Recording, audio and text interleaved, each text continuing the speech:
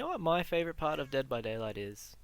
It's getting made fun of when I'm playing killer by the survivors in game.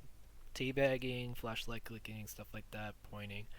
I love it. I can't get enough of it. It's my favorite aspect of the game. It just, it really feels like you're a murderous killer.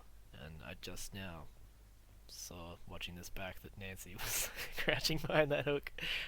Let's move past that. Um, back to what my whole intro thing I had planned, that I was my bit that I was doing. Um, Basically, if you are a huge fan of being kicked while you're down, well, now you can, because this killer, literally the whole point of it is to get kicked in the face by the survivors. It feels super great and fun. Okay, so welcome to the video. I'm going to be doing first impressions of the twins today. And this right here is brings us to point number one, is fucking lockers are the dumbest shit. uh, like, lockers have always been kind of goofy as a way of avoiding the killer. Not just because of, like, inner strength and head-on, but even before them. Like, just dodging the nurse's attack and then knowing she's gonna fatigue. Stuff like that, like, just locker jukes in general. And yeah, it's kind of funny. But in this situation, it's not a juke. It's not a trick. It's not a clever play. It's not like a well-timed, like, ooh, that was convenient. Like, I managed to make the best of a situation there. It's just stupid. It's like there's lockers everywhere on every map.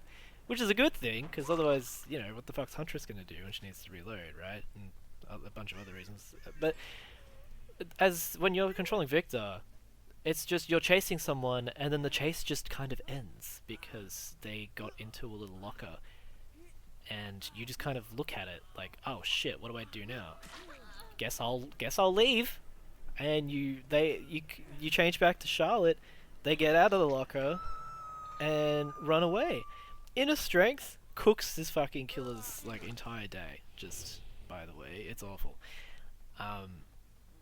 But anyways, the feeling of powerlessness. That's what I was saying at the start of the video. What I was joking about with like teabagging and flashlight clicking and shit like that.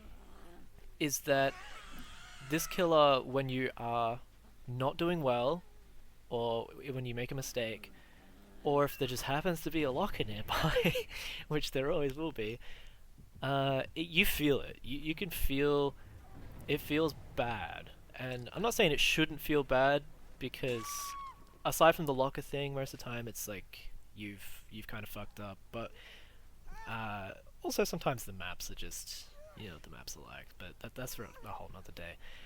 But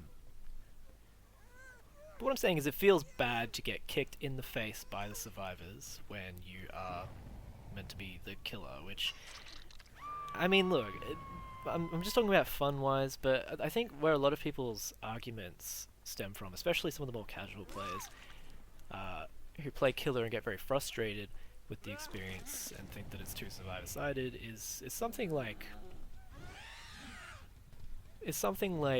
they think the killer is supposed to be in the position of power at all times and is all powerful.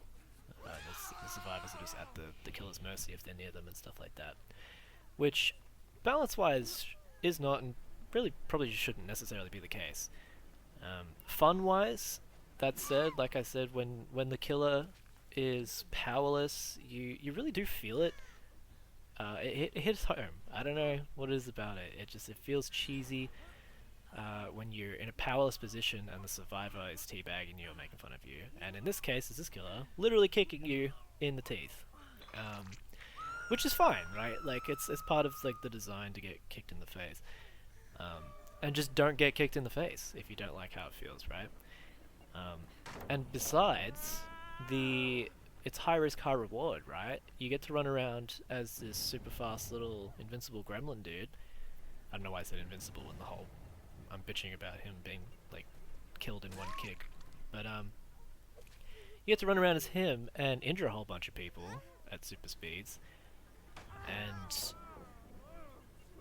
it's both, you know, effective and fun. It feels good. It feels like snowballing. That's most of what makes killer fun for me anyways is like those moments where you can chain together a bunch of cool moves to take out multiple survivors at once and sort of overwhelm the the team of survivors, you know, in one kind of sweep. Which is what you're watching right now. Aside from this part, this part not so much. We like that. Yeah, but if that was me sucking, right? In that instance, that was my fault. So that balanced out. But when you are able to brute force your way through a a team of survivors who are all sort of being pressured as much as this, it is incredibly fun to pounce around and down multiple people when they're all injured and slugged and stuff like that, and you're trying to maintain pressure on the map. If you can keep them confined to a certain area, it's effective and it's fun. Like look at like that's just awesome, you know, leaping over the shack pallet to down a guy in the shack. However, most of that is contingent on how the survivors play and the level of coordination that they have together, which, if they are survivor friends with any comms whatsoever, I I feel mostly powerless. Like, more powerless is this killer against that sort of thing than maybe, like, ever before. Like, Trap has always been pretty bad. Um, you know, Hag, unless they're overly altruistic, stuff like that. But as this killer, you fucking feel it, dude, when they are just calling you out. There's most of the mind games that you can do with switching between Charlotte and Victor have to do with the survivors not knowing where Charlotte is or where Victor is. But in a Swift, they can keep track of that really easily in just a second. Um, and it sucks. It feels like poopy butts.